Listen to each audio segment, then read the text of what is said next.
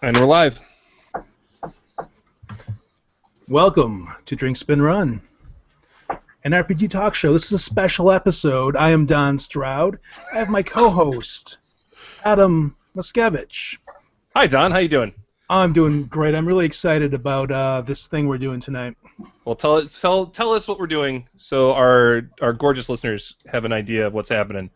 We are appreciating Swords and Wizardry.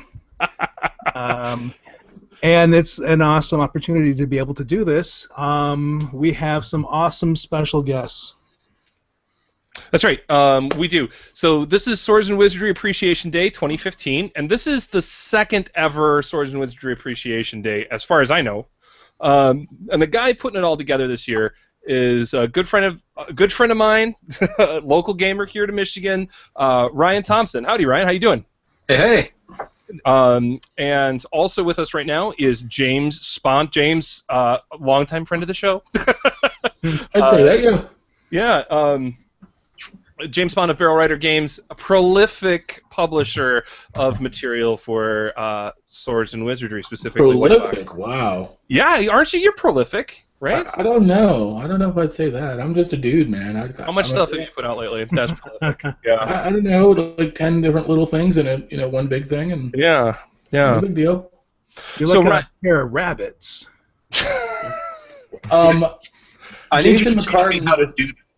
Jason McCartan refers to me as a terrier. I grab something and shake it with an obsession until I'm done with it, and that's pretty accurate. Yeah, I'd say so. So, Ryan, can you give us a little bit of background on Swords and Wizardry and how Swords and Wizardry Appreciation Day got its start? All right. So, if anybody that's actually listening to us do this right now doesn't know, Swords and Wizardry is a set now of 3 separate rule sets that attempt to emulate the feel and the basic rules with some extras here and there of original Dungeons and Dragons. Swords and Wizardry White Box is a rule set which attempts to emulate the first box set of Dungeons and Dragons ever released. And just to make some of the listeners who might be like newer players and not really familiar with D&D's history in general. I mean, when we're talking White Box, we're not talking like anything from the 80s, any like that. I mean, we're talking 1974. Yep. We're talking about something that was put together in Gary Gygax's basement. And this wasn't in White Box is kind of almost a misnomer because the original box wasn't white. It had a fake wood grain on it. So it was only the later collector's edition that was white, right? Yeah. So the White Box edition was it reflects the original set of D&D rules from 1974. Ryan, go ahead and pick it up from there. It reflects the set before there were any supplements put out. Strictly the rule set that came to you in the white core box. After that, other supplements started to pop up. A year later, the first supplement that came out was the Greyhawk supplement, which brings us into Swords and Wizardry Core, which is an attempt to emulate the 3 books that came in the white box, plus a few things the scattered things here and there picked out of the Greyhawk supplement. So things like variable hit dice by character class, because I mean White Box only has D6s. The Thief class that wasn't in original the White Box of D&D. Nope. It wasn't introduced till Greyhawk. So Core introduces a lot of these extra things that really we don't look at today as being extra. We look at today as almost being like, well, yeah, of course you got that. They're standard. Exactly right. It's very much the play standard for D&D type rule sets. But back then, it was brand new for 1975, right? It's true. 1974 had fighters, clerics, mages. That's what you got as far as your class choices. When I put out the Omnibus or the first companion, I had a gamer who had never done any of the old D&D stuff, and he's like, how did you search for traps without a thief? And I was like, you look. You look, you describe, you actually role play what you're doing. Yeah. Well, and we're going to have Matt Finch, the writer of Swords and Wizardry, supposed to be joining us here shortly. We're having a little bit of trouble connecting with him. But that's one of the things he's known for is his, was it brief primer on old school play? I can't remember what it's called. Quick primer. Primer on old. I've got a link to it somewhere too. It'll be in the show notes. You'll see it. It'll be fine. And that's one of the things he talks about in like one of his Zen moments is player skill, where you talk about what you're doing and that overrides, any rules in the game. And so when you're looking at like these older, rule sets where there might not be the prevalence of thieves or stuff like that, what you say you do overrides any base % chance of you doing a thing. I look under the rug. You know what? I'm not going to have a percentage chance to see something that was under the rug or not. It's just there or it's not. This is true. So Ryan, keep going. Sorry, we're gonna keep digressing with you because we've got time, right? Yeah, I've got time. And we got to stall until Matt gets here. So no. We got plenty of stuff to keep us till Matt gets here. We're good. Fantastic. So that leads us into the third version of Swords and Wizardry, which is Swords and Wizardry Complete, which is. I'm going to venture to guess that it's probably the best known of the three, based on all the support that it's gotten from since it was published by Frog God Games, and that is an emulation of every supplement put out for original Dungeons and Dragons, minus one called Swords and Spells, which I don't think has a whole lot in there. Well, I will also say there's some big stuff from Eldritch Wizardry that got left out. There is. Psionics, oh, what? There is. But... yes. Thank God. That is true. But it also includes a couple things that came from TSR's House magazine at the time, the Strategic Review. Yep. Such The as Ranger. The Yeah. Ranger class. The Ranger is available in Swords and Wizardry Complete, but was not in any of the supplemental books that were put out in the 70s. I did not know that. Yeah, it's Strategic Review. I think it's like number 2 or something like that. It's really early in. It's one of the early ones. I think the Druid might be number. The Druid. No, the Druid. The Druid's in Blackmore. Yeah. Getting into Black. Yeah, that's right. Because they liked it so much. It might be number 2 because, and the funny thing is, that one made it in, but there's also a Bard in one of the Strategic Reviews that didn't make it. Which Matt needs to get in here because I want to ask him about that one. Maybe it's just come on, it's bards, man. Whatever. Bards are awesome. Bards are awesome. If you have questions for us tonight about how awful bards are, oh my God, or any. Or anything you want to talk to us about, please, folks, feel free. I see we've got 11 listeners, or viewers, not listeners, you're viewing. 11 viewers on right now, and the only question so far is from Larry Hamilton, who asks, is this thing on? Yes, it's on. Deal with it. All right. So it's been Swords and Wizardry Day all day today, and Ryan, you organized it this year. There's been one other attempt at a Swords and Wizardry Day, which was, a pretty huge response. Go for it.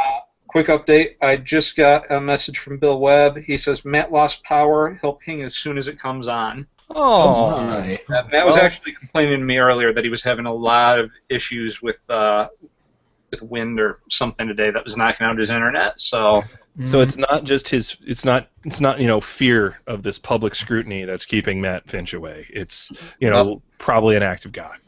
I don't think Matt Finch knows fear. Well, I've not actually talked to him, so I can't speak to that. So, right. So Ryan, tell us a bit about Swords and Wizardry Appreciation Day, why it's a thing, and how today went. Okay, so Swords and Wizardry Appreciation Day, for those that weren't following things a couple years back, was originally started by Eric Tenkar of Tenkar's Tavern. It was actually, I believe, a secondary to... He had posted an Appreciation Day in February of 2013 for Basic Fantasy Roleplay game. He did well enough with it that he thought that he would do something, from my understanding, kind of the same level of ease for Swords and Wizardry.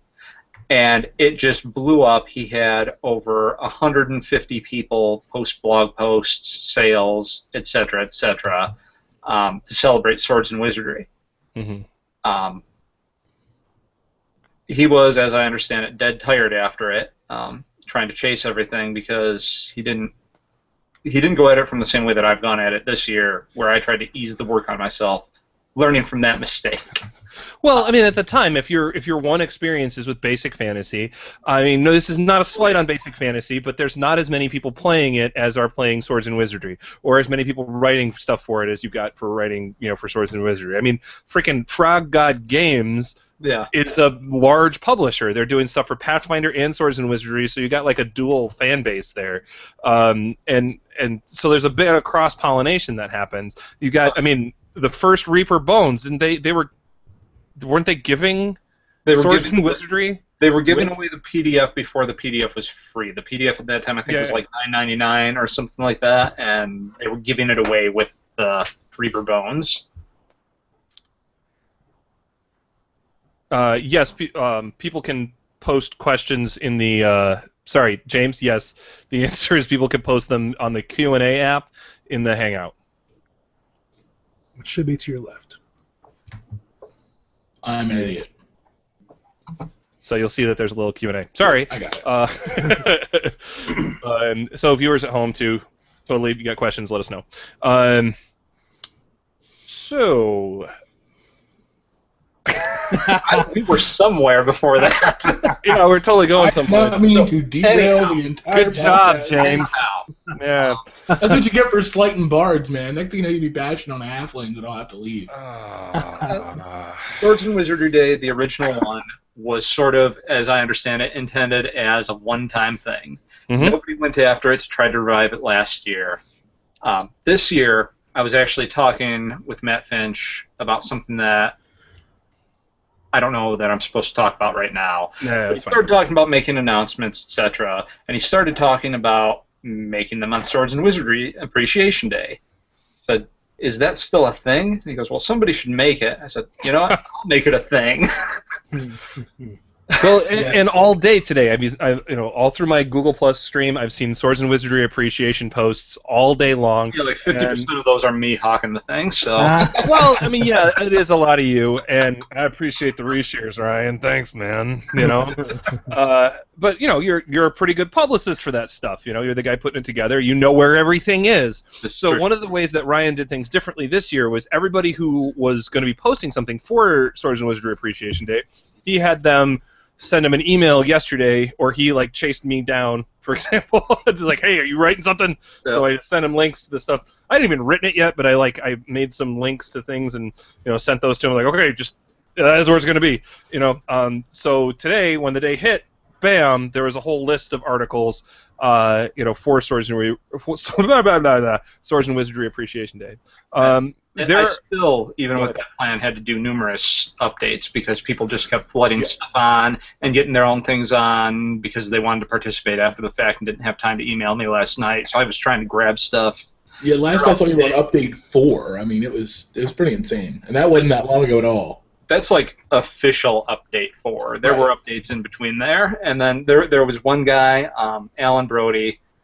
I looked at his thing last night, and I thought that I had posted it, and then he emailed me this afternoon and said, hey, where's my thing? And I said, crap. I read it, and I liked it, and it's not there. All right, what did he? Okay, so you read it, you liked it. What did he write about? Tell us a little bit. I want to know what the community's doing. I'll be honest. I've been way too busy today to follow it like I did last time.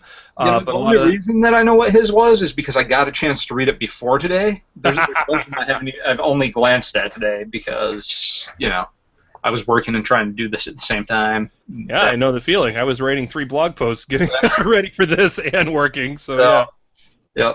Yep. So his thing is pretty cool.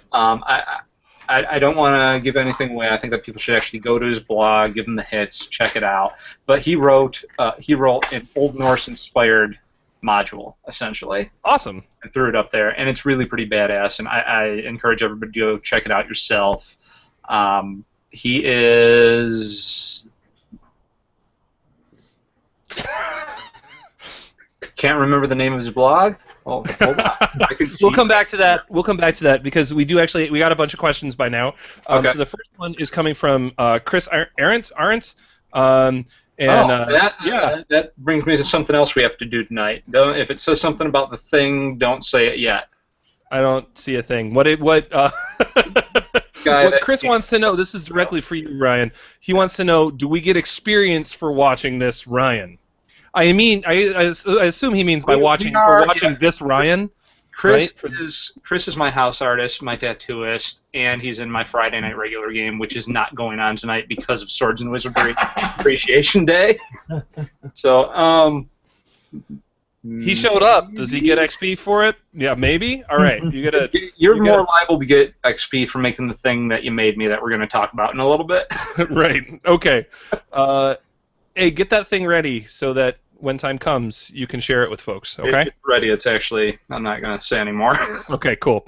All right. So, Chris, you're done. Your question has been answered. All right. So let's move along. What? Okay, so Amy wants also, just while we're on the topic of your gaming group, Amy says, if you liked it, then well, Amy and Chris, we know that. If you liked it, then you should have put a ring on it, Ryan. Not sure how that's applicable, but that's good. Okay. Nah. Okay. So this does bring us though to the actual Swords and Wizardry Appreciation Day. Again, another Michigander, Reese. His question for us is, what was everyone's favorite posts for Swords and Wizardry Day? Oh, man. Okay, I'm going to tell you one of mine because it's not really like what you're thinking. One of my favorite posts was the fact that John Race put up all of the Swords and Wizardry stuff for like 33% off. Was that what it was? Was it 33? My favorite post was this dude that has a blog that happens to have the same name as my blog, posted my new thing that's for sale now. That's on sale. You're the Goldenrod? Yeah. Yeah. So Ryan just published today, stuff for a set of house rules or optional rules for Swords and Wizardry called the Goldenrod Guides. This was the first one. I picked it up on that sale, Ryan. So I bought it for cheap. Yep. I'm pretty sure it's cheap anyway. It is not expensive. Yes. So Don, did you do any reading for Swords and Wizardry Appreciation Day? I went to this blog that I don't really read that often, Ministry of Kyrgyzstan. That's not the name of that blog. Whatever it is. I don't know the name of the blog. And that's the only thing I read. What did you read there? Because there was a couple of things that went up today. So the first one, the Giant Brothers. Yeah. That was enjoyable. Thanks. Dispatches from Kyrgyzstan. That's the one. Yeah. So Don's referencing that one of the three things I wrote for today. So what I did for the day to celebrate Swords and Wizardry Appreciation Day was I wrote 3 posts. Each one is a very short scenario based on the cover of one of the different versions of Swords and Wizardry. So the first one that he's talking about was based on the cover for White Box, which is a very awesome Pete Mullen painting of some giants throwing rocks at very colorful adventurers. And then I did one for the Swords and Wizardry Complete, which again, awesome Pete Mullen painting, and then the last one I did was for Swords and Wizardry Complete. So good stuff. That last one was Errol Otis. Sorry. So thanks, Don. I appreciate that. James, what was your favorite thing you saw today? I'm going to regret this. I really liked of your 3 blog posts the second one, Adam. Oh, thanks. I appreciate it. That just really, I thought that was just so cool, and the problem was I was at work all day. I was at work for 9 hours, so I'm like trying to read blogs between actually doing my job.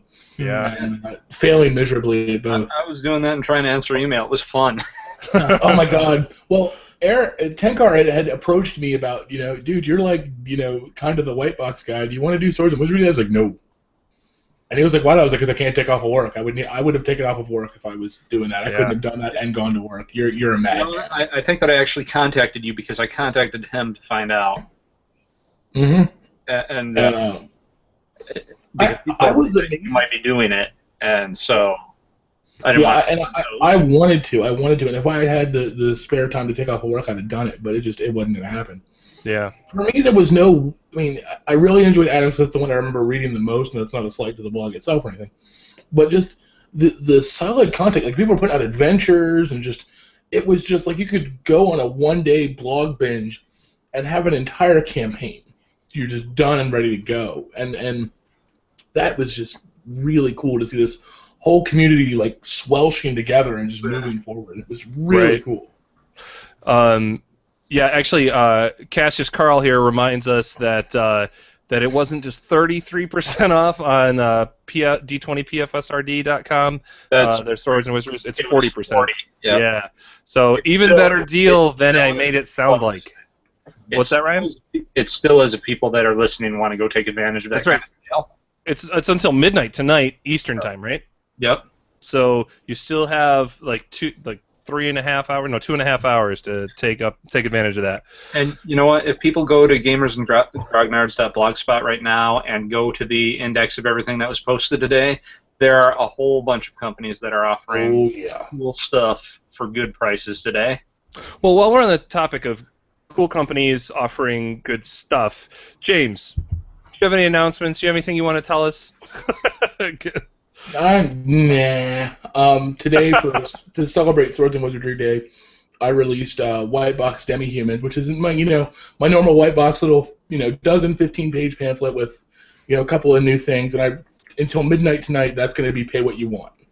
So you can find that on RPG Now. You can find that on RPG Now. It's actually like number 4 and number 5 bestseller right now, which is pretty cool. Yeah. And after that, it'll go to $1.99.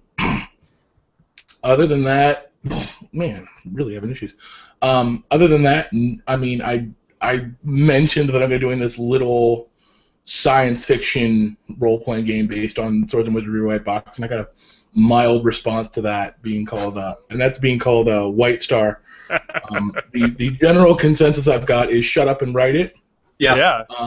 Which is, to be honest, I've been really, really floored by the response. I'm hoping to have it done for a May release. Like, I was so close to being done it when I announced it that I didn't want to announce it any sooner. Right. And it is going to be. It uses the white box rules. D6 hit dice.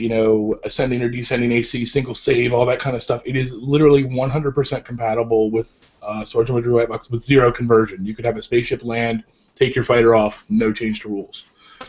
Despite the fact that it's completely compatible, it is going to be like an independent system, right? Yes. You're going to have all of the rules. It stands alone. If you don't own Swords and Wizardry White Box, first of all, you're wrong. Second of all, it's free, so you're extra wrong. And third of all, it's still okay. I forgive you. All the rules will be contained within White Star, and basically, it's an entire game in and of itself. Like White Box, it is not a defined setting. It is implicit that it's kind of pulp sci-fi. Mm-hmm. Star Wars, Star Trek, classic Battlestar Galactica, but the setting is there for players and referees to determine on their own. Okay. And I'm going to include a small adventure and a little mini sandbox area, kind of like I did with the Omnibus, in it, so that people can at least have a jump-off point. Good. All right. Yeah, that sounds really exciting, man. I know there has been a lot of really positive response to it. I love to see that. Yeah. I was floored. I was like, this is it'll do okay. And people were like, write it now. Oh, God. I want to buy it right now. I got a lot of copy, man. It's on my hard drive currently in a text document format. Well, we got some more questions from our viewership, so I'm going to start this one. This is Andrew Moss. I'm going to have to break out of these Michigan gamers. I mean, that's everybody but Cassius Carl, I think, so far, but who's asked questions. But Andrew Moss asks, do you guys have a particular favorite of any of the S&W variants, like Ruins and Ronins or Crypts and things? Oh, that's another thing we should talk about. Yeah, because this is one of the nice things about what Matt and everybody associated with Swords and Wizardry has done is that this is an infinitely hackable, infinitely moddable system. It's very very simple, very straightforward, very easy to work with to make what you want out of it, and it's done a lot of the legwork for us as potential game hackers to make the game that we want. By giving us a pretty solid framework to work from. So, what do you guys think? What are some of your favorites? I've never played a variant ever. I hate to admit that, but I couldn't tell if you were joking at first or not. I really haven't. I haven't played Ruins and Ronins. I haven't played Crypts and Things, and I'm a bad person for it. And someone needs to, kick me in the nuts. That's okay. Well, I'm going to say I've never played Ruins and Ronin. I've read the original Crypts and Things, and I love it. I did recently had a Kickstarter for a second. I don't know if they're calling it a second edition or a revised edition or whatever, but I did get on that. I don't know if you guys saw that. But my favorite, and some folks might argue with me that this is not a Swords and Wizardry variant, but when the stuff originally appears in Knockspell and as Swords and Wizardry variant, and Fight On as a Swords and Wizardry variant, Astonishing Swordsmen and Sorcerers of Hyperborea is totally my favorite of the Swords and Wizardry variants. I've got to agree there. And the first game that I played was when the guy that just answered the question ran at Michigan this year. Just because it's something that I just hadn't had the time to play, and based on my love of old pulp Swords and Sorcery, that game, and I'm going to say that's definitely a variant. It goes in some different directions, but it definitely takes its roots in Swords and Wizardry White Box. Yeah. That's a great game. Yeah. Well, and it's really kind of proof. I mean, how Jeff Talanian took Swords and Wizardry, and just started adding these things to fine-tune it to the campaign world that he was building, that he was working on, or really that he was, divining from, the C.A. Smith and Howard and Lovecraft works, distilling this amazing setting out of those things and building it on the Swords and Wizardry chassis. It's kind of exactly an example of I think what Andrew's talking about. Don, where are you on this front? I've always wanted to read Crypts and Things, and I haven't. But now that you mention the Astonishing Sorcerers, blah, blah, blah, blah, I think that's the only one I've really actually read through, and I would love to play that. I'd love to run that. I'd love to do anything with that. Great. So except burn it. Yeah. I actually got another one that I really dig. What's that? And I really like... and I combine a lot of it with, and I mash a lot of it with the Lamentations rules when I run a Lamentations game. Backswords and Bucklers. It's a white box variant that... I was looking at that. It's free. You can go download it right now. It's Elizabethan England. It strips away the vast majority of the fantasy and gives you an Elizabethan role-playing game. I've actually read that. When I was doing my short white box supplements before I did the omnibus, I briefly considered doing... You'll have to excuse me for a moment. Okay, Bill Ladd. Yeah. Hello? I considered doing white box swashbuckler, and then I saw that, and I was like, nope, somebody beat me to it. Yeah. Yeah, you and I were talking about doing that for a little bit. Yeah, and then I found that, and I was like, no. It's like with my infinite number of classes I did on Barrel Rider Games, I never did a Ranger, I never did a Paladin, because I thought Brave Halfling had done them better, so I'm not going to try to, reinvent what I think when somebody's already done the wheel very well. So, but I mean, yeah, you saw that. I had a cover formatted, and I was about 10 pages into it, and I was like, no, it's already out there. It's cool. Ryan, I muted you, so you have to unmute yourself there. I do want to say that we've got a comment, a couple of comments in our Q&A box. So Adam Hutchison says, "Sci-Fi White Box, take my money." So that's clearly directed at you, James. And Andrew did want to point out that it was called Crypts and Things Remastered.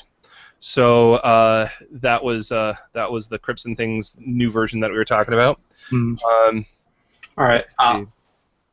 Unfortunately, I've got Bill Webb on the line right now. It unfortunately looks like Matt may not be back up and running.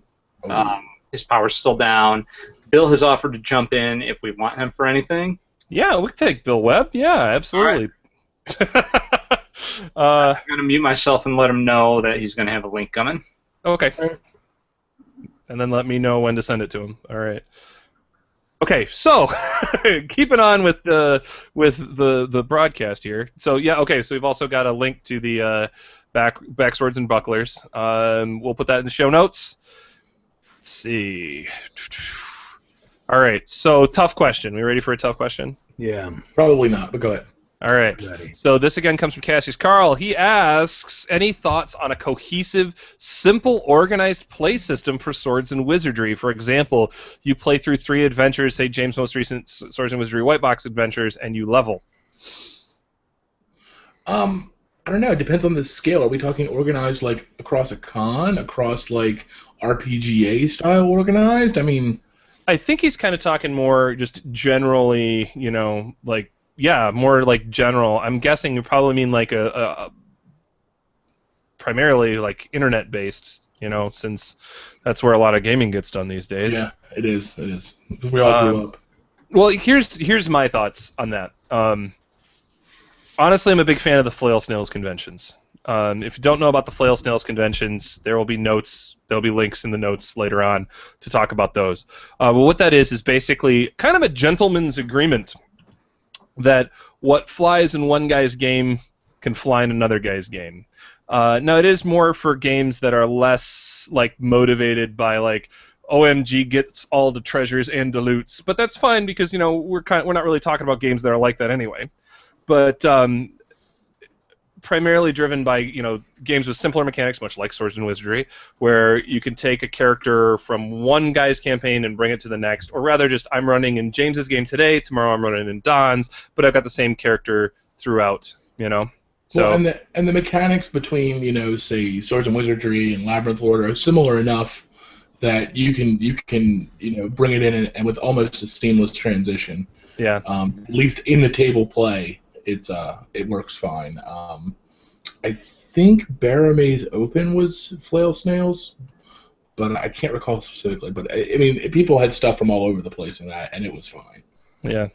The Flail Snails community, I don't know if it's as active as it used to be, but I'd love to see it stay stay active because I think it's a great way to play. I don't do it too much myself, but I do think it's a really cool way to move forward. And when we were kids, it was, do you have your character? Okay, pull him out, let's play.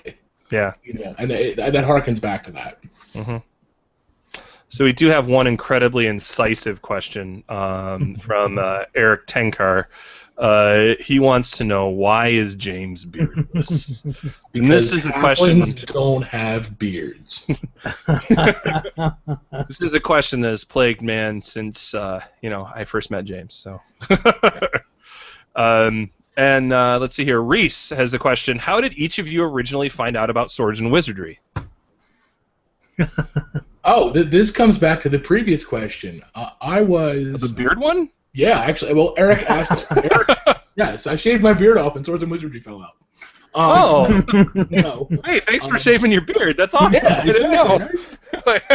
No, I was, 100% a Labyrinth Lord guy, and Pete Spahn of Small Niche Games will never forgive me. But Eric Tenkar said, dude, you should take a look at Swords and Wizardry. I was like, I don't know, man. Single save, it's all super streamlined. There's not enough there. Yeah. Oh, hey, there we are. Hey, guys. Bill Webb. All right, Ryan, I'm going to hang up the phone. Okay. And my son's going to turn up the volume. All right, great. Awesome. Good night. Don't hang up on me on this. I'm hanging up the phone. Well, ladies and gentlemen, we are now joined by Bill Webb, the Frog God Games. Keep in mind, I'm the guy who shows up at Gen Con with a D20 and a D6 to run games. So I'm about as skilled with computers as I am with that. Well, you're kind of preaching to the choir, man. I think I know. We're all like. I'm actually not sure anybody besides Jim Johnson actually plays games like me anymore. But see, I like that, but I'm also the guy who's writing supplements to add dice to Swords and Wizardry, so hey. Yeah. Oh, add dice. Oh, no, add dice. What do you mean add dice? Like D30s? The D30 stuff was amazing. Is one of you guys the guy who wrote No, the D30 no. That's Rich LeBlanc, and he's a genius. Yeah. Rich LeBlanc is great. Oh, his stuff's fantastic. It's one of the few things I actually use in my game. Well, all right, thanks, guys. Well, sorry you don't have Matt, but you're stuck with me. They lost power all around Sweetwater, I guess, a couple hours ago. Yeah, I was talking to him earlier today. He was having all kinds of problem with his internet and whatnot too today. So. Yeah. So I'm barbecuing steaks and I'm drinking space yeast. There were 10 cases of beer that was made. I'm going to show you. In outer space by the Russians for a local brewing company. Huh. So I bought 2 bottles. Dude, you are on the right show for that. That's perfect. I'm not kidding. It was the beer was brewed on the Russian space station, and they were selling it for an ungodly amount of money. But they only produced 480 bottles. My local grocery store got 2, and when the guy saw me in there, he's like, "I know you're gonna want this." Nice. So, of course, way too much of stuck one in my collections area. Awesome. But yeah, what the hell? Well, we do. I'm going to take some more questions here real quick. Adam Hutchison again. He asks, "What is your favorite Swords and Wizardry interior art piece?" It's definitely evocative of the old school style of art, but each has its own personality. Bill, you're here. What's your favorite piece of art from Swords and Wizardry? Number one piece that's my favorite is the cover of the core rules. The core rules, the Pete Mullen climbing the giant skeleton. Pete's cover is my favorite piece. I love that piece too. Yeah, that's definitely in the top of mine. I'm gonna say mine is the complete cover though, because that Errol Otis stuff, it's weird in all the right ways for me. It just gets me in my tingly parts. I like that. Okay, now you're gonna make me go to my garage and pull it out of a box, but yeah, it's Yeah. So Ryan, you were saying? I think that he said interior art though. Is he strictly looking for stuff? Yeah. That's a trickier thing. Oh, see, that's easy. I've got to go find books to look at. Boom. Well, if it's so easy, what is it, James? Right there. First page of the White Box, 4th printing. I can get. Oh, yeah. To me, it just covers everything that makes White Box wonderful. It's a wizard sitting there messing with some weird magic circle, probably describing it to the DM, not looking at some proficiency or some skill rank. And then behind him are these pair of eyes in the darkness getting ready to bushwhack him. And to me, it just sums it up perfect. Yeah, that's pretty great. Because I was thinking Pete Mullen cover as soon as you said that, but I gotta think about this for a minute now. Yeah. Oh, I know. Now I'm looking like everything. I'm like, I don't know, man. What counts? What doesn't count? Yeah. I mean, I know what my favorite piece of it's not OSR. This would be just OS art. Is one of the original pieces I had done for Black Monastery back in '82. Which is if you guys got that book, the Samoas. I've got it right here. Okay, I don't think I kept the art in it because my production people won't let me use the old art, right? But there you go. But there was a picture of the Samoas that looked a lot like a Nazgul type ring wraith type thing. Maybe it's like old pencil art from way back when. I mean, I actually laid that book out on wax paper back in 1981. No kidding. Wow. Yeah. That makes me appreciate it that much more. If you guys actually want to know the Black Monastery story later, I don't want to hog all the time here, man, but I'll tell you at some point. That was actually one of the things that I picked up for Swords and Wizardry Appreciation Day on sale. It was like the one thing I didn't have from the Frog God catalog. I was like, oh, yeah, I'm gonna get that. Yep. Yeah. The dude who wrote that was one of the Balboa Games guys. Oh, Warlock. He was one of the guys from Caltech, and he's not one of the credited guys, but he was one of the players from Caltech at the time. It's a guy named Scott Stabbert.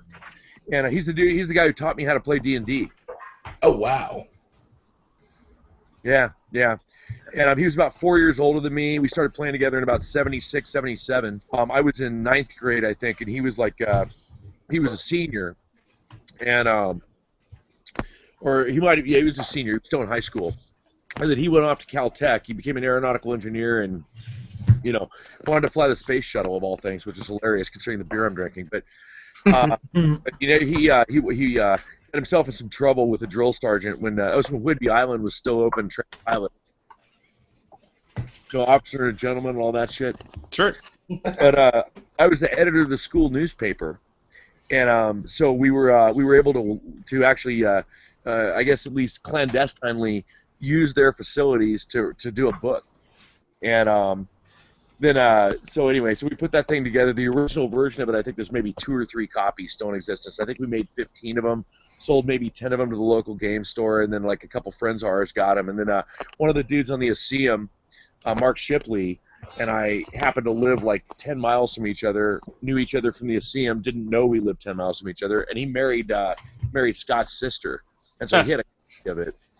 And we ended up hooking up through the Aseum, and then we found out that both of us had a copy of this thing, and that's why Scott and Mark redid it. Scott wrote it in 77, 78, 79. Awesome. That's an amazing coincidence. Yeah. So, I do want to say I'm going to interject with my favorite piece of art, and Andrew Moss correctly predicts that it is the Stephen Pogue piece on page 15 of Swords and Wizardry Core, which is this one right here. But Stefan's like, he's one of those artists, like I eat his stuff for breakfast, man. It's delicious. Yeah. Delicious. Yeah, that's good stuff. Yeah. Don, you just recently got into Swords and Wizardry, like when you found out we were doing this, right? Right. Today. Today. So you're Hey, dude, you got to email me and I'll mail you a book of dirty tricks so you can play older than Sword and Wizardry. All right. Thanks. Yeah, we'll get on that. All right. So Don, it's all fresh in your memory, your mind. What did you see any art that for you was just like shit? Yeah, that thing. No, I mean I liked it all. Like I was actually, I don't know why, I've never read it before, but I was like reading it. I'm like, man, this stuff is. I was like really excited about it. So I am ready to go out and buy some stuff. Well, since you are looking for, you might be thinking about it in print, right, Don? There's a sale on Frog God for the print stuff right now, right? Yeah. Yeah. Today only. Yeah. Yeah. Yes. 33% off. We got everything 33% off. Okay, this question is actually. We do it once a year. We have a question right for you, Bill, and that is, whose idea was it to put a Led Zeppelin lyric on the back cover of Complete?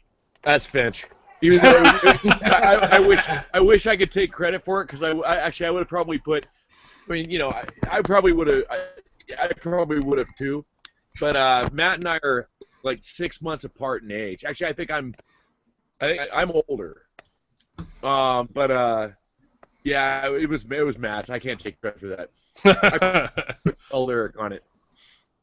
All right. Well, Andrew, you have your question or your answer. So we have another question coming in from Cassius Carl, and that is, do any of us here, assembled folks, do any of us have a house, or do we house rule a skill system for your Swords and Wizardry games?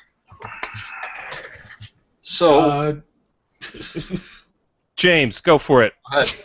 Yeah, my house rule skill system is explain to me why your character would know how to do that. Yeah. That's a good way to do it. Yeah. Okay, that's that, and based on their justification, okay, roll a d6, and I don't tell them it depends on how generous I'm feeling at the time. So DM fiat by way of explanation. Yes. All right. So, Ryan, you've got something a little bit more sophisticated, right? I've got something maybe slightly more sophisticated. It's along those lines, and then roll under your stat. I mean, that's my go-to. However, since I've got this whole goldenrod thing going on, and I'm toying with new ideas to give as modular options, I was really taken with the talent system that's presented in Scarlet Heroes. Okay. That's in Everything Goes Up as far as role system, Yeah. but I've been toying with ways that you could incorporate it into Swords and Wizardry, because Swords and Wizardry, all three versions, and I'm torn with my favorite between Complete and White Box. I love. But I also love the talent system that's presented in that, and I think it's a really good way to handle why would your character know this. So I'm trying to work in ways that I can incorporate that into the game. Got it. And I'll have that published at some point when I figure out how the hell to do it. The next Goldenrod guide, right? And I primarily run White Box when I'm running Swords and Wizardry. So for me, the best skill system is just a D6 roll. And I kind of have this bit of logic to it of if you just have a 1 in 6 chance if you got no reason to have a better than 1 in 6 chance. If you got one reason, you got a 5 in 6 chance. If you have two reasons, it's 4 or 6, 4 or better. Other than that, 50-50 is about as good as it gets. So that's what I tend to do. Don, what would you do? This is new to you. Do you see the need for a skill system? I'd probably just use the LOTFP. Yeah. If I had to. Which is kind of where mine is based. That's a good system, to be honest. That's a good system too. Yeah. Yeah. Phil, in your games, do you do any kind of skill system, anything like that? Well, you guys have a little bit of edge on me if you have Book of Dirty Tricks, because you've already seen most of my house rules. But and I'm not. By the way, I'm not kidding. Anybody on the blog can email me, and I'll send them a free PDF of that if they don't already have it. But awesome. Yeah, totally. But I'm very DM fiat-y. If it makes sense, I let it roll. Mm-hmm. I'm an anti-rules guy. So for me, basically, if it makes sense, they're trying to jump over a chasm full of alligators, and it's 10 feet wide. Could a reasonable person in pretty good shape do that? Yeah, probably, right? Especially if they're gonna run a start, yeah. Yeah, especially if you've got a running start. What's their dexterity? Is it adequate at least? And then you kind of you try and scare them a little bit, and you might even kill one. But it's kind of however it makes sense. And so I'm a lot more arbitrary in terms of I apply really a lot of real world common sense on stuff. Where if it makes sense they could do it, then they can probably do it, and I make them roll. And if they roll a 2, they're dead. And if they roll a 20 and they shouldn't be able to do it, yeah, probably let. Yeah, I think that's going to be a common theme with. I don't use no skills. I use no. I'm a pure, I guess what I'd call a brown box player, if you will, but it's really a white box. But Matt uses so many more rules than I do. That I don't even use a bonus to hit when you go up in level. You always have the same, I guess, THACO in first edition terms. Wow. So, that's in my opinion, you double dipping on hit points, man. If you get more hit points and you get better to hit, you're growing geometrically. And so, henchmen and hirelings and the dudes with crossbows who are first level or 0 level, whatever you want to call them, I call them first level, but they're the regular guys are powerless. And so, for me, a 10th level fighter versus 20 men-at-arms is going to lose every time. I quit using chainmail about 15 years ago because it was a little too cumbersome. But I always used chainmail for my combats before that. Sounds good, man. Yeah. That's never. I'll be honest. I've never actually been able to get very far in the chainmail rules. I think it's one of those things that that there's a degree of and not trying to draw in Matt's Zen moments here, but there's a degree where you just have to hit this plateau of understanding where everything makes sense, and I've never gotten there with chainmail. It's just it's just D6 based combat. I mean, yeah. really, there's nothing that complicated about it. The big difference is a superhero, which I guess is like a 7th level fighter or whatever, or a 9th level fighter, depending on whether you look at chainmail or you look at D&D. Cannot kill 10 guys. There's no way they're going to smoke him. As opposed to a 4th level fighter in D&D is going to kill guys, right? Yeah, he's just cutting them down. Yeah, you just wipe them out. But he won't do that in the old rules. Right. Don, you look pensive. What's going on over there? I'm just getting blown away by all these people. I like it. Don, you got to come to Dallas, man. I have some friends in Dallas. Light. We have friends in Dallas too, but there's and we'd love to make it down there. Wait, do we have friends in Dallas? Crap, I can't remember. Well, you got me and Matt, so I mean. Yeah, well, there's that. That's good. It's good to have people, right? Earlier, Matt told me that I need to come to Dallas so I can get knighted. That's a thing. They do that in Dallas still? I'm actually not sure what Matt's doing with that. He's doing something with this knighting thing. Yeah. I gave him a budget and told him to go for it. So All right, so we got another question from Eric Tenkar. This one's for James again, and it's not about your beard. When is James going to do a white box book of racial classes? Isn't that kind of like almost a contradiction in terms? White box racial classes? Didn't that come out today? That came out today, exactly. But it's not. But it's not racial classes, right? It's like race info 4 classes, is it? It's race as class. Oh, today. Your answer, Eric, is today. Today, exactly. So James, I love you for doing that because I thought I was the only one who did that. What, race as class? Yeah. You know why? Because oh god, here we go. Okay, here's why race as class is better. First of all, it's a humanocentric world. Bingo. So therefore, races who are not human should be rare, should be exotic, and in order to keep to the mythic and legendary tones of the literary basis, they should have a uniform way they're written. You can deviate from that by role-playing your character differently. A+, dude. I want you to email me that quote so I can put it up on my website. Well, you'll have the whole podcast in a few days, probably. That's why they always tease me about the fact that I hate elves. Oh, you and I just became best friends. Yeah, I think you got everybody here. Don't worry, you are not alone, guys. No, it's my people. Yeah, you're preaching to the choir again. Go figure. The podcast that's talking about swords and wizardry, when you get on here talking to people, we agree with you. Who'd have thought, right? I know exactly. Except on bards, apparently. Okay, I gotta tell a quick story. You guys will get a kick out of. Go for it. It's actually entertaining. So, I got an email from Skeeter Green about a year ago, and the subject line said "There is no God." Okay.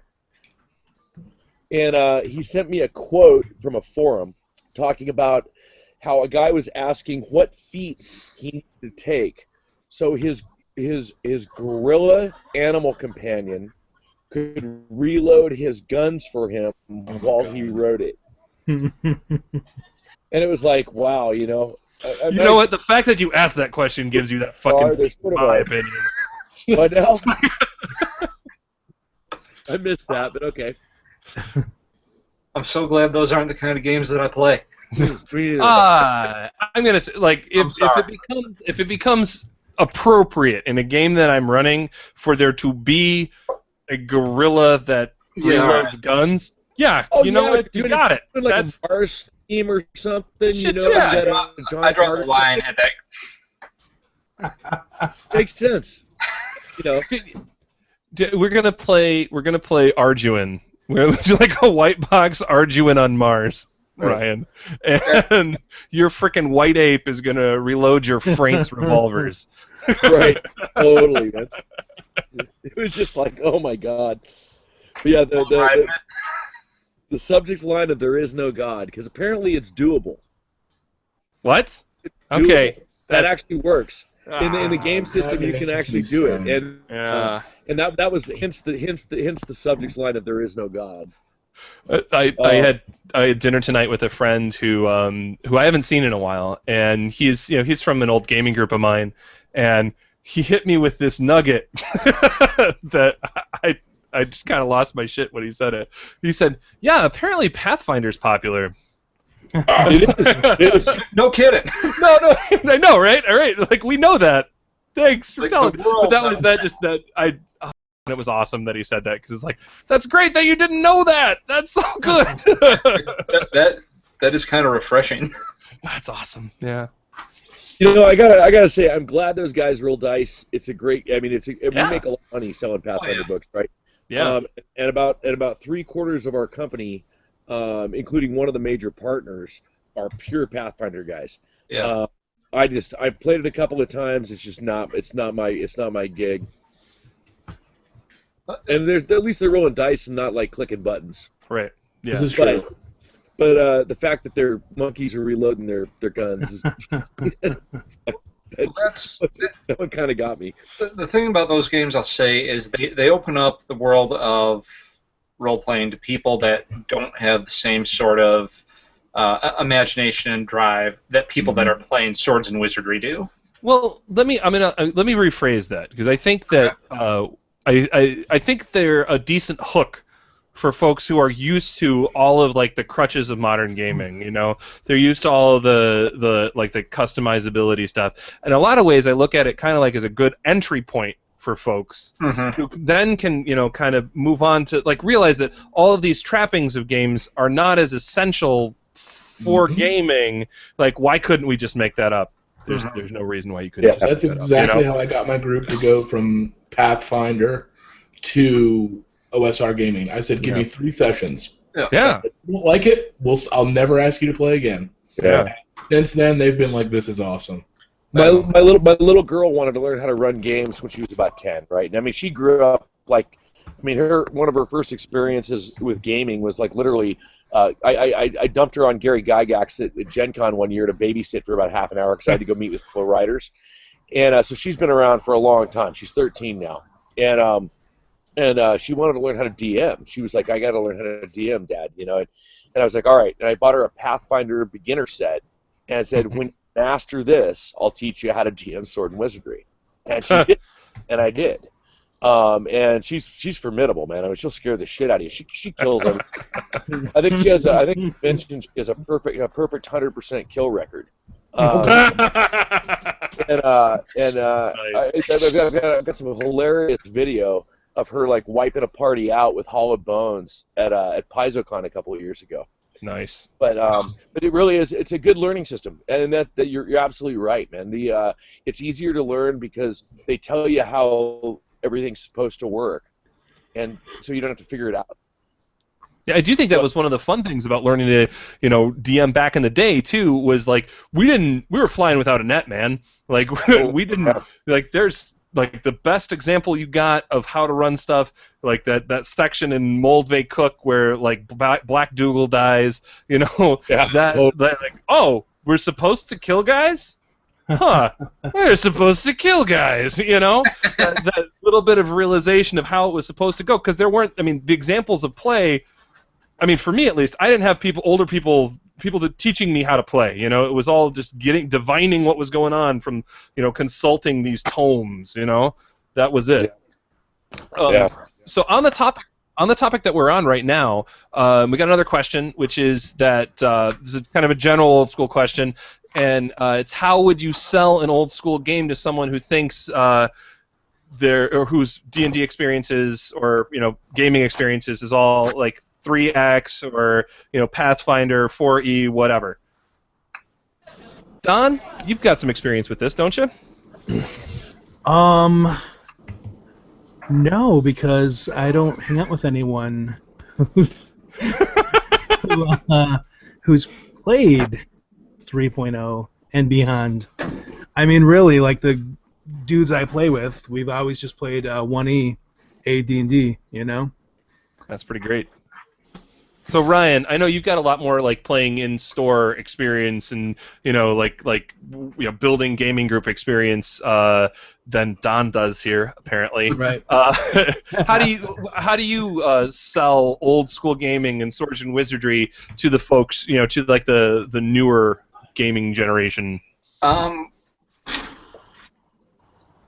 I totally almost called it Prince of the New Power Generation. I was like just a slip of the tongue away from that. Yeah. So there's two ways that I've gone about it. One was with my actual gaming group. I think that I'm probably in a similar area to where James was when he just mentioned it. They were really big 3-point X guys, and when I just got fed up with it and had a huge collection of OSR stuff going, said, you know what, this is really what I want to play. I sat down with a guy that had been playing with me back in the mid '90s, and we were talking about the old days, playing things like BX and playing first and second edition AD&D. I said, well, look, I got this thing. What do you think if we spring this on the other guys? I got this thing. It's called Castles and Crusades. Everything goes up like what they're used to right now. What do you think we throw this at them and kind of drag them back through that? And that campaign is still going, and that was like 3.5 years ago. Awesome. Yeah. I kind of wish that it was Swords and Wizardry because that's my preferred system, but it's better than where I was before as far as my interest.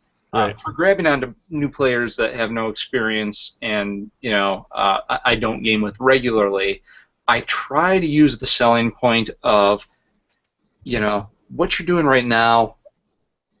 You think that you've got all this stuff you can do because it says so on this character sheet. You've got all these feats, you've got all these skills, you've got all this and this, but really, that's kind of what you're limited to. Where over here, your imagination is the limit. Yeah. That's worked with some people, so that's good. That's kind of where I see it too. Is that stuff is there? All that stuff on your sheet in the new systems, that's a crutch. That's why, kind of like what you were saying, Adam. It does kind of provide a decent jumping-off point for new players because it gives you that crutch. It gives you this idea of this is what I can do. But when you've got the experience and you know that you can play whatever you can imagine, that's where you go to something that's far like. Working on that premise from what we were talking about earlier, too, Cassius Carl does want to point out that he thinks that OSR is an easier entry point for kids in the majority of RPGs because they're not used to having to limit their actions to like 5 or 6 things. These are the keystrokes that make my character do this thing in the computer game or whatever. These are the buttons I can press, so these are the things I can do. Where in kids, who haven't been trained to think that way yet, older school games have, that flexibility would help with that. And then, James, your sell for old school games is give me 3 sessions, right? Is that what you said? My sell is give me 3 sessions, and do you trust your GM? Do you trust your GM to run a good game? Yeah. And if you don't, then why are you playing with me? And if you do, give me a shot. I've been doing this for 25 years. If you don't trust me, why are you playing? Sure. Well, guys, I have to step away for 60 seconds. I'll be right back. Okay. Well, I'm just gonna need you for something. Oh, were you really? Yeah, because there's all this stuff that we haven't done yet. That we were supposed to do. We were supposed to announce all these winners for stuff. I'll make it up to you. I'll make it up at least to Nick Cooper, who has won himself a PDF copy of the White Box Omnibus. Beautiful. That was the first thing I was going to ask you for. Awesome. So that's the first of 3 PDF copies of the White Box Omnibus that James is giving away right here on this broadcast. And I'll be giving away 2 more, and a soft cover and a hardcover. I actually bought a hardcover a couple days ago. Did you really? Oh, I'm honored, man. That's so cool. Yeah. Mine just showed up today, and we're not going to turn this into an free advertising for James Spahn thing because it already is. Yeah. But it should be. It's free. I got the PDF. I already read it. It's fucking good. So we should spin it. Yeah, it's a neat little book, tight little book. Go do your thing and come back to us. All right. Well, he's gone. I'll give the announcement of the winner of the Swords and Wizardry core book. Okay, yeah, go for it. Which the winner of the Swords and Wizardry core book, and what I did, I rolled dice. That's how I picked my winner. People that registered is DJ Chadwick. And for anybody, oh, awesome! Sorry, I talk to that guy like all the time. The winner. And I'm going to be requesting from James, and for what I'm drawing here, sometime over the weekend, for people that aren't listening that may have won, I'm going to be putting up a blog post with all the winners, with how to contact us, get us your information, so we can send you your free stuff. Cool. So. Cool. Hey, did Matt give you guys some stuff? No. He didn't. No. Can I still give you guys some stuff? I guess, yeah. Give us stuff. We'll take so stuff. Let's do a copy of the core rulebook. Hold on. I'm gonna hit the garage. Or both. Let's do a copy of the core rulebook. Let's do a what the hell? Let's do a copy of Rappahatnock. Whoa. Let's do. Are we talking physical or PDFs here? Physical is fine if they mail me, as long as they're in the U.S. That's fine for Rappahatnock. The rest of them, the core rulebook, I'll mail overseas. Rappahatnock's like $50 to mail overseas, so I'm not going to do that. Wow. Let's see. Let's go a Rappahatnock, a core rulebook. Hang on, I'm looking at my computer real quick. Let's go 3 copies of the Book of Dirty Tricks, because I want people to go back to White Box. That's awesome, by the way. I love your Book of Dirty Tricks. And, so yeah, there you go. Hard copies and PDFs.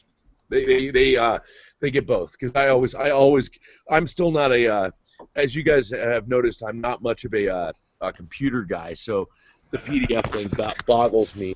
And I read them every now and then, but I have to print them to read them. I understand that. Yeah. So, that's actually how I got into doing zines, was printing my PDFs in digest format. Okay, well, we got to sort out how we're going to give those away. Yeah. There you go. All right. Well, Bill, geez, thanks, man. That's awesome. Yeah, thanks. Ryan, man, no worries. we're going to have to put you in charge I of jotted that. down what we've got here, so Okay. we just need to figure out how the hell we're going to do this. Do we want to Roll have dice. Roll dice. Well, the problem is we don't have a list of everybody who's like watching this right now. So like I got a number. We got a couple of minutes to email you. Oh yeah. There we go. Okay, so if you're watching this right now, Yeah. what we need you to do is send an email to dsr@kickassistan.net, and I'll put that up in the chat box on the side. So dsr@kickassistan.net, and we'll do drawings. We'll sort it out, and we'll contact you back if you won. Yeah, that's freaking exciting. Thanks a lot, Bill. No, no worries, man. Matt and I long ago talked about how we're going to make money off Pathfinder, and since two-thirds of the major partners are OSR guys, we basically use the other systems to pay for us to be able to publish the books that we'll use. Wow. And so we're doing 5th edition and all that other stuff. I don't know how to play it. Matt and I play tested a little bit, and we kind of got it. The combat actually worked pretty good. Yeah. But Pathfinder still just baffles me. Lisa Stevens at Piesno and I always joke around, but she made me play in the society games last year. Uh-huh. And I pretty much could understand a 1st, 2nd, and 3rd level character. Beyond that, it was like, forget it. I mean, Too many moving parts. Yeah. There's like 100 things on your character sheet. Yeah. So Ryan and I were at was it WinterCon this year, and so it was us and our friend Andrew, who's watching, and we were in the same room as a Pathfinder Society table, and there were 2 different Pathfinder Society games that occurred while we were playing different OSR games. Basically, Astonishing Swordsmen and Sorcerers of Hyperborea and Swords and Wizardry, and both of those games we saw them break down for like a 15-minute rules break, you know? Yeah. That was sickening. Yeah, we all looked at each other like, what the hell is going on? What's happening? We made characters for my game that day, made characters from scratch with extra stuff that I came up with from my house rules in less time than they took to sit down for rules clarifications. Oh, man, it's a bummer. Yeah. Okay, we got James back. James, hit us up with another name of another winner for the Swords and Wizardry Omnibus PDFs. Adam Hutchison has won Adam. a PDF. Congratulations, man. You've been asking questions. Now you got a PDF of the Swords and Wizardry Omnibus, or White Box Omnibus. That's what it is. Yep, Sorry. White Box Omnibus. Awesome. And I don't know if you heard this, James, but Bill just gave us a bunch of more crap to give away. So. Oh, awesome. Including Rapana Thuk, so yeah. Yeah. Yeah. You don't get to win. I know. Gorgeous listeners get to win. James, you have one, right? No, I do not. You don't have one? I do not have. James, just email me. I'll mail you one. Okay, so there's folks who are not seeing the email. I'm going to see what I can do about getting you an email. As long as you get me an email before we're done here, you're entered. Yeah. And anybody, if you won, find me on Google Plus. I will add you to my circles. I will let you know you've won, just to make sure that you get your prize, because people who buy products and support the OSR, they deserve. By the way, James, go grab that book, would you? Major goal. Oh yeah.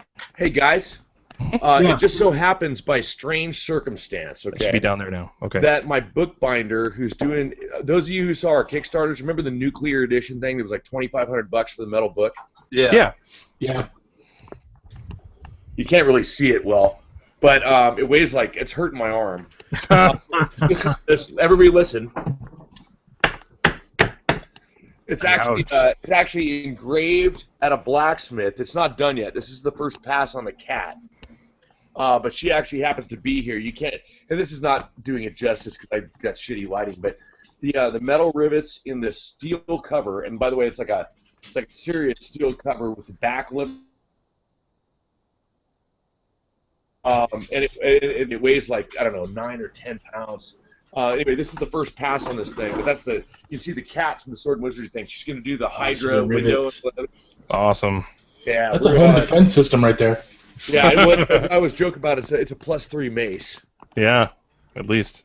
Yeah. And anybody who's read Dirty Trick with a +3 weapon in my game is like death.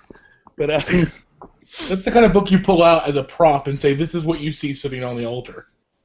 Well, we sold about a dozen of them. I mean, they're $2,500 each. I mean, my price to make them is over $1,000 each. But wow. Yeah, I believe that. they're all custom crafted by actual, like, a real blacksmith and shit.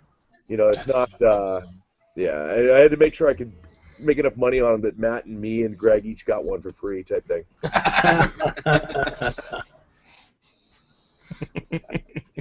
Anyway, she just happened to be here. It's like a fluke thing. So she was showing up tonight to show me the drafts. Too cool. Scoops here on DSR. Man, you got to see it. Real quick, James. For people that are your winners that might not be listening, if you want to shoot me a list of everybody that won, I'll get a blog post up of both of our winners tomorrow. Absolutely. With our contact information. That way, all the winners can contact the proper persons to get their winnings. However, I'd like to point out the last giveaway I'll be doing is only available to our live listeners. And it is something special. Yes. Right. That's right. So let's move on. Just one more. You got one more of these omnibus. Well, you've got one more PDF, a hardcover, and a soft cover still. All right. Yep. So James, hit me up with another winner of a PDF. Michael Morales. Michael Morales, you are the proud owner of White Box Omnibus. Awesome. Let's see. Anybody have anything else they want to get out there while we're here? I think was Matt going to talk about the next version of Complete? Yeah, he was, and I'm not sure I'm prepared to talk about that, but I can tell you a little bit about it. Well, we actually, regular listeners of DSR actually know a little bit about it because we've had a particular young lady on our show who might have might have said a little bit. But tell us what you can tell us now, Bill.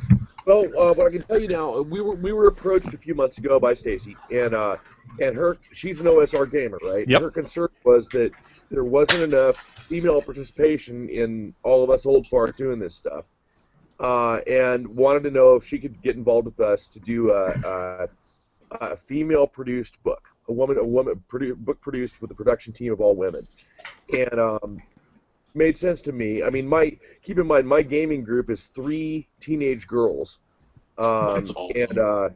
and 3 sub-teenage boys, and then Skeeter, right? I mean, that's and Skeeter's the the MMA fighter who can deadlift like 500 pounds and stuff, and has a fake nose because he got it broken so many times.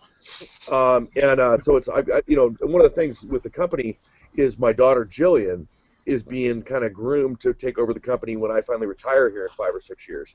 And so she's been around, like I said, forever in the industry, and she knows everybody, and she's friends with everybody, and she's a hardcore gamer girl and everything else. Anyway, so that to me was real attractive because I mean I play with women. I've always had women in my gaming groups, and I thought that was something that, frankly, some of the other storytelling games and things like that have done a lot better than we've done. And so I said, sure, Stacey, if you want to do that, you can do that. And so it's not a pink edition of the game or anything else, but it is going to be produced by women, but with the target audience of both men and women, but with throwing a spin on there where it has more of a open-ended storytelling angle, which is what I've been told by a lot of women gamers that they want to see more of. So it's a lot more like I play and a lot less like a lot of 3.x games play. Mm-hmm. And so we're gonna have a Kickstarter on that with Stacy in the lead as the project manager, and that's gonna start somewhere probably late July or early August. Artwork's already coming in. And the artwork looks fantastic, and of course it's all women artists. Yeah, I've seen some of my favorite artists are involved in this. Jennifer Bone, doing all the monsters, and I mean, a lot of OSR folks will know Jennifer Bone's work from basically Raphael Chandler. Lucis Naturae came out. Was it this week? Was it? Yep. Yeah, it's this week that finally came out. Beautiful artwork in there. Oh crap, Jaina, what's her? Is that her name? The cover artist. It's like. I'm honestly not sure. I just signed contracts. I'll get it for you here. I can find it real quick. Because this was all over my feed today since Stacey announced it. But it's really good to see that. It's really good to see that aesthetic, that basically that women are in charge of what this edition is going to look like, or this release is going to look like. Who's going to know how to bring them in better than ladies, right? And exactly. Well, it's not just that, but here was my thought. The most powerful person in our industry right now is arguably, at least, or probably a woman. Now you take the next 75 people, and there's not one woman in there. So you got Lisa Stevens as the top of the food chain, and then it goes guy. We all want women to play. Women should be playing this game. That I'm all over. I think that's great because my gaming group's half women. Well, it's every now and then, but she's not really a gamer. She's just she married me, so she's stuck. It is confirmed. It's Jaina Pavlin is the cover artist for that edition. She's awesome. I really dig her stuff. Really cool. Yeah, the preliminaries I've seen have been fantastic. Great, awesome. So where are we now? Don, what do we got to do next? There are more comments to touch on in the sidebar there. Pick one, co-host. I don't know how to do all these technical things. Just say which one. Tell me which one, and I'll do it. Okay, let me pitch our existing Kickstarter, man. Do it. Go for it, Bill. Yeah, so we have a new Kickstarter up as of last night. We're not quite funded, which is kind of cool. We almost funded. Well, it's not been 24 hours yet. It's only been 16. I like to fund these things in one day. Yeah, you and Joe Goodman both. Yeah. Yeah, ours are a little bigger than Joe's usually, but we're at $17,187 out of $21,000. and it's the first what I call a gazetteer of my game world, kind of melded with Greg's, because everybody knows I was a Wilderlands guy, right? Mm-hmm. But Bob Jr. and Bob 3 have all the rights back since Bob Sr. died. Right. And any bad press anybody's heard about that's all over. We're friends. Yeah. I was their Invincible Overlord, largest pleasure actually. But we're almost funded tonight. We got $17,187 out of $21,000. It's called Cult of the Sundered Kingdoms. It's going to be about a 400-page Sword and Wizardry book, 450 Pathfinder, something like that. Lots of add-ons we decided because we decided to start producing extra books on Kickstarters because the overseas guys just get murdered by postage. And we can cut their postage way down by doing this. And that's the reason we're doing it. It's not for all you guys in the U.S. It's for the guys overseas is the reason we're doing the things the way we're doing. But it went up last night. It runs through Saturday to May 24th or something. Mm-hmm. 36 more days, whatever the heck that date is. And what it is, it's a big book that's a combination of big chunk of my world, which is, of course, minus the Judges Guild stuff, a big chunk of Greg's world, which has been merged in, and it's the whole area that contains Rapanathuk, Lost City, Baracus, and that type of stuff. And quite honestly, it's the sandbox fill in the blanks of the areas around that aren't detailed anyplace. So anybody who's seen their PDF of Sword of Air, if you ordered it, it's a wilderness section of Sword of Air with a series of adventures that run along that area. So it was 3 old existing adventures, retrofitted for everything new, right? And then we added the stuff we cut out because we used to have page counts we were required to meet with White Wolf, right? Oh, okay. So we cut chunks out all the time. Mm-hmm. So it's all that stuff's added back in. Plus, Greg wrote like 5 new adventures. And even though Greg's a Pathfinder guy, he writes damn good adventures. He's not a Care Bear adventure guy. That's good.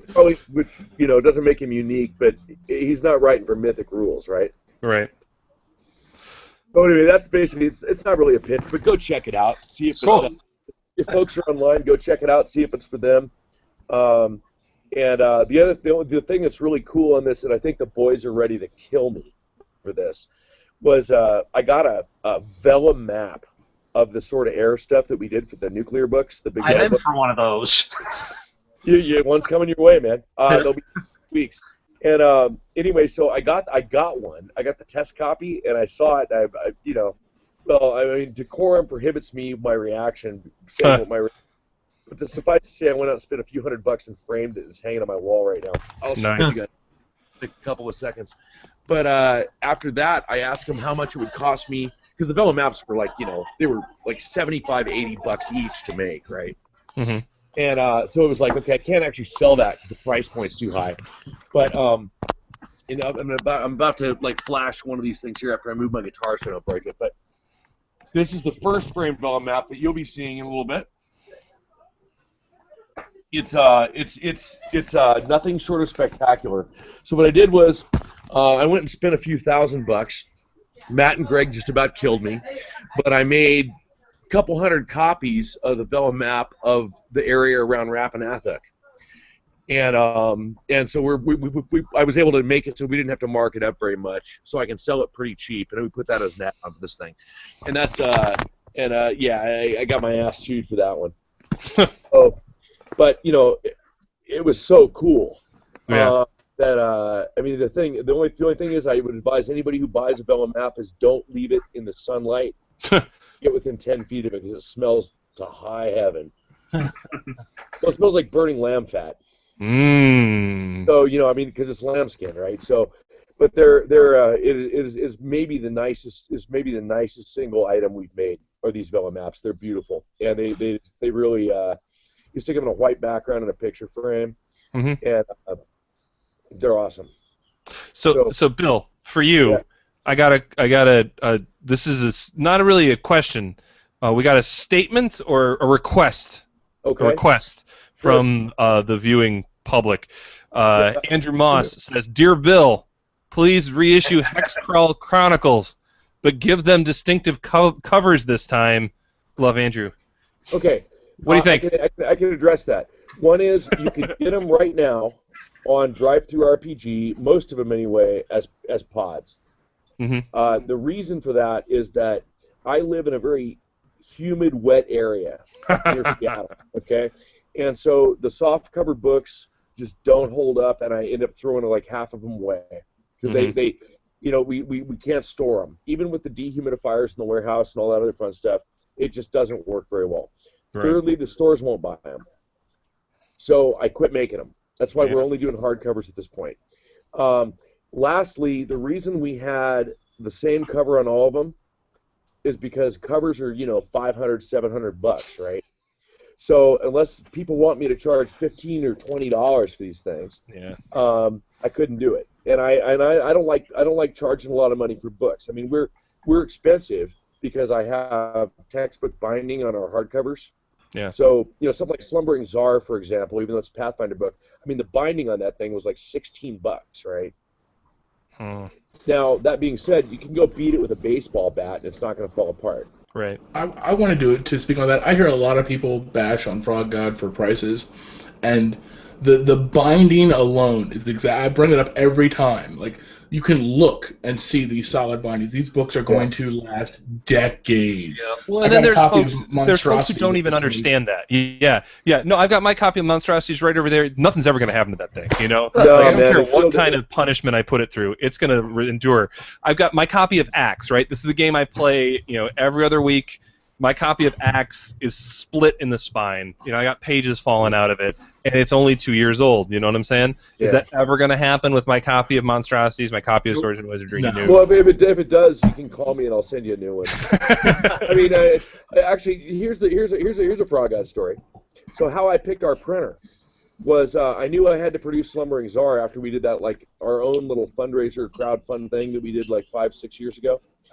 And I knew the thing was going to be like 500 or 600 pages. Boy, was I wrong. It was 987 pages or whatever, right? But so I called these printers up, a couple in China, a couple in Guam, of all places, and for some reason Guam does printing, and then a bunch in the U.S. And I got these. Guam's got to do something, man. I asked them for a 500-page book with their best binding they could ever have. I said, I want this thing to be, bomb-proof, and I talked to these people, and they were like, oh, yeah, we'll send you our best thing. And no shit, I took every single copy out in my backyard. That's my backyard, big 15-yard field, right? And I hit them with baseball bats until they fell apart. That's a true story. Frog God quality control right there. Yeah, and, I'm kind of an old redneck, but the thing is, the Walsworth guys make like college textbooks. You bought a chemistry book in college that someone had handed down 7 times at the used bookstore. These guys make those books. I wanted to make sure our books didn't break because after the Dungeon Master's Guide in like '79, every book was just had a bullshit binding. Yep. And broke. I mean, everybody remembers Unearthed Arcana, right? Oriental Adventure. Yeah, they're terrible, man. That's why I learned how to bind books. Like I taught myself how to do that to fix my old copies of TSR shit. Yeah, people who glue in covers. If you're gonna do pod books, I get it because you got to do pod books and they're not gonna bind it. And not that there's anything wrong with that, but understand the difference. I mean, there's a big difference. Yeah. Yes. And so our margins are significantly lower than most people's, I think. Because we've had our company internal to our company, we've had fights about this too. But conveniently, I own the majority stock, so we will not compromise on that, and we're going to produce hardcovers that never fall apart. I mean, with normal use. I mean, they will fall apart, right? If you like took a knife to them or something, but they're not going to break. And I would rather do that and have your grandchildren have that book than I would knock $10 off the cover price. So there's my speech on that. But I'm adamant about that. I got a couple reasons. One is, if anybody remembers Tome of Horrors 1, the very first one, I replaced 2,500 copies of that to customers who the thing fell apart on. I lost money on that book. And after that, we switched printers and we started doing things a little differently. But we still didn't stitch bind with White Wolf when I was partnering with White Wolf. When I started my own, when Clark and I parted ways, we went and did our own thing, and I started handling all the production. I just was like, that's what we're doing. We're absolutely doing that, and that's just the way it is. And I'll never say never, but pretty much never we're never going to deviate from that. Far too important. Well, and it shows, and it's something that people do appreciate. I mean, people buy a book, they want to have bought it once. They don't want to have to go. I mean, I got to go buy another copy of Axe, right? Because this thing's split in the spine. Yeah. That's BS. I shouldn't have to do that. And I know with my copies of with Frog God stuff, I'm never going to have to do that. So. No, you won't. You won't. I've had books I bought where you open them for the first time and they're already starting to split, and you're just like, the fifth edition player's handbook. My fifth edition player's handbook broke. Really? I didn't even play 5th edition. I was just reading it to kind of like try and sort it out and figure out whether it was something we could work with, and it's busted. Huh. Man. Ironically, they stitched down the monster manual. Yes, I noticed that. But not the DM guide or the player's handbook. It's like... Cassius, Carl asks, what the hell is Axe? Because I've mentioned it a couple of times. It's Adventure Conquer King system. It's a BX retro clone with lots of campaign... or like domain game stuff in there. We don't need to talk about that now. Sorry. But so we got to do a couple more announcements of contest winners or drawing winners here, just to make sure that we hit all of them, because we're not out of time, but we're running out of it fast. I know Don's fading, so we have 18 minutes left. All right. So where are we? We got. Did we do all three of the PDFs? Yes, we did, right? Okay. All three of the PDFs. Okay, so we're gonna give me the soft cover, or the soft cover omnibus. Who won the soft cover omnibus? That would be Andrew Wolverton. Andrew Wolverton, congratulations. That'd be coming your way. And let's go ahead and do the hardcore omnibus as well. That would be Gordon Richards. Gordon Richards, congratulations. I wanted a second copy. What's that? I'm kidding. I just said, damn, I wanted a second copy. I'm kidding. If you want, let me know. I'll comp you one. That's no problem. That's okay. You don't have to, man. Okay, so I want to support the small publishers. I'm all over it. Dude, the fact that you said you bought one in the first place is like I'm like, oh, Bill bought my book.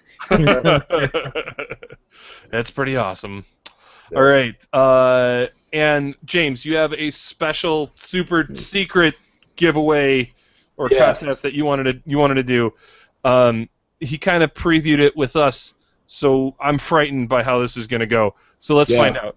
I have a trivia question, and the winner will receive a hardcover copy of White Star, White Box science fiction role playing, when it's released in May, late May, possibly early June, but we're pushing to get it out by May.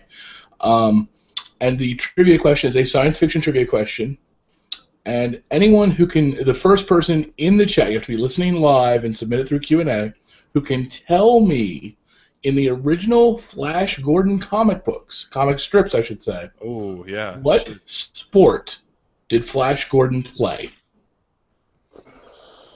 Oh, okay. So, what sport did Flash Gordon play in the original comic strips? First person with the right answer, go ahead, put it in the Q&A on the side. First person we see with the right answer, because several of us know what that is now.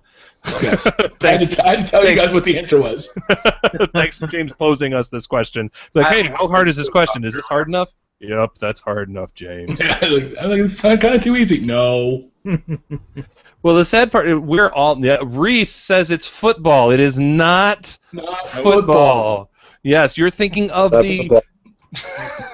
You're thinking of that movie. Yeah. Oh, we have a winner. Yeah. We do? Oh, yeah. Joseph Edge. Joseph Edge. Good job. Good Guessed man. it right. Yes. It is, in fact, polo. Either your Google foo is strong or you know more shit about Flash Gordon than I ever could. Either way, Hold on one I second. give him credit. And either one of those is entirely possible. So. Yes. But Cassius had a close. That was my second guess. Was that my first guess? No, my first guess was rugby, then cricket. Yeah. I said you said football, and I said no, more British. You said cricket. No, I said it wasn't football. Right. Oh yeah. Because that was the movie. Yeah. It was Google Foo. Okay, so you shouldn't have told us that, Joseph. Yeah. You should.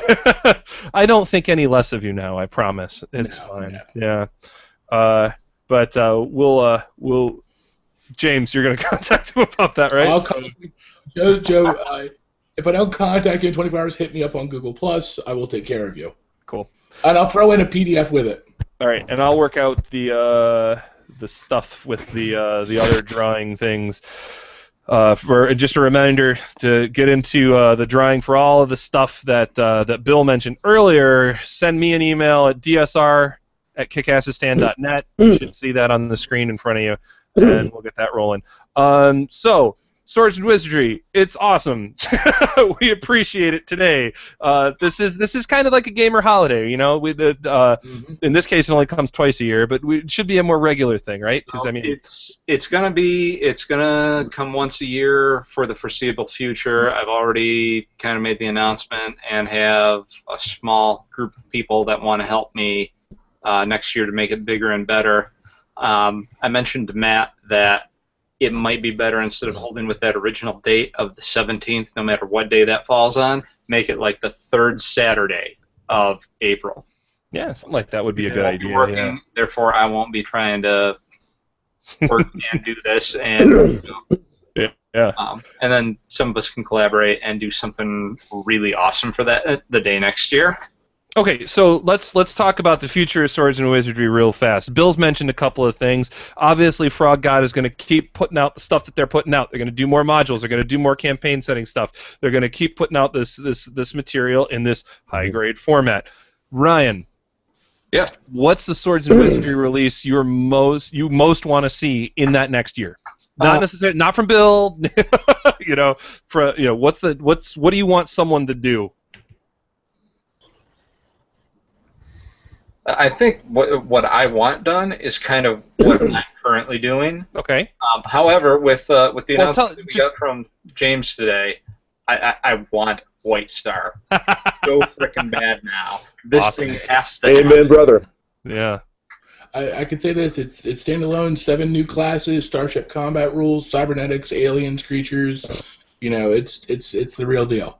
And awesome. That's awesome, man. I want it. I've been looking for So, James, I'm going to pose you the same question. Aside from the stuff, what do you want to see out of the Swords and Wizardry community in the next year? I want to see, and I almost did this instead of White Star, a Lovecraftian White Box. Something that deals with, Cthulhu mythos and things like that, but not in the medieval context, but in the old 1920s context. Maybe has a little more punch to it than the traditionally investigative COC, but not overly so. Mm-hmm.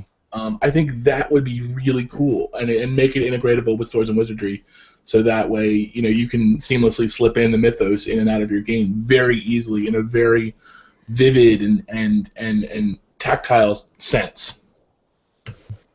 Don, what about you? What do you want to see from Swords and Wizardry in the next year? Well, it's like I have so much to discover since I'm new. I was a virgin. Just today. Touched for the very first time. Yes. Yeah. I'm gonna get in there. What do you want? What do you hope to discover? Let's try that. What do you hope to discover in the next year, in the Swords and Wizardry community? I just want to go deep. I want to read it all. You're really gonna milk this euphemism or this analogy as much as you can, aren't you? You did just say milk it. I no, don't. I'm excited to read complete because I think that's going to be my go-to. I've only read the basic. Tell Matt that there's too many rules. I'm just looking forward to really getting in there. I think it's going to be my new go-to. I'm excited that I got to experience all this with you. Excellent, Matt. I'm going to cry. Next person. I can't handle this. All right, Bill. Bill, what about you? Next year, what do you want to see come out of the? You know what I'd really like? What I'd really like to see somebody produce, because I can't, because I have to worry about money and stuff with this stuff. I'd like to see something that was I wouldn't call it Conan-esque, but sort of Conan-esque. You know, like pre-Greek, pre-Roman era. Lost era type stuff. I'd like to see somebody come up with a set of, a 60-page long folio-size campaign setting for that. I'd kill for that. That'd be awesome.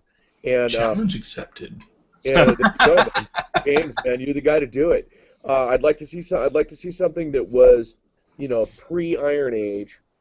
So Bronze Age rules would be good, because a lot of my game runs Bronze Age, and I do a lot of that myself, but almost nobody else does it. We sort of did with Mesopotamia a few years ago, but not really. Yeah. Oh. So I'm going to answer my own question.